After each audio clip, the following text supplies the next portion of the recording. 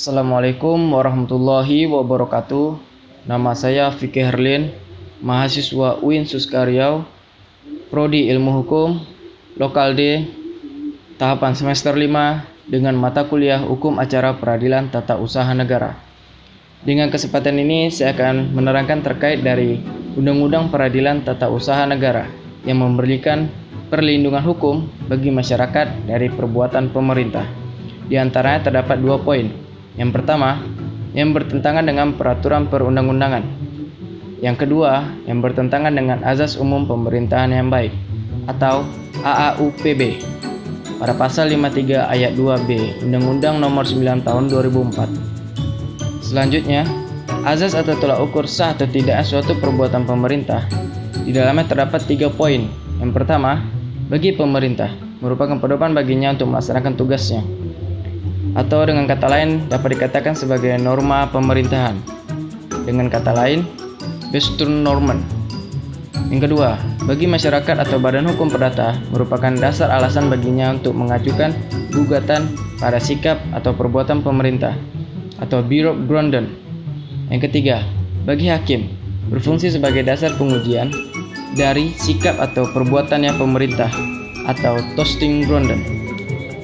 Selanjutnya, tugas peradilan tata usaha negara ialah memeriksa, memutuskan, dan menyelesaikan sengketa dari tata usaha negara, yaitu pada pasal 47 Undang-Undang Nomor 5 Tahun 1986, dan pembatalan serta pernyataan tidak sah atas keputusan tata usaha negara atau objek sengketa. Selanjutnya, peranan dari peradilan tata usaha negara atau Pratun terdapat 2 poin di dalamnya. Yang pertama ialah sebagai lembaga kontrol atau pengawas agar perbuatan-perbuatan pemerintah tetap berjalan pada rel hukum. Yang kedua ialah sebagai perlindungan hak bagi masyarakat terhadap dari penyalahgunaan wewenang atau kesewenang-wenangan dari pemerintah. Selanjutnya ialah objek sengketa. Sengketa dari tata usaha negara ialah sengketa yang timbul dalam bidang tata usaha negara antara orang atau badan hukum perdata.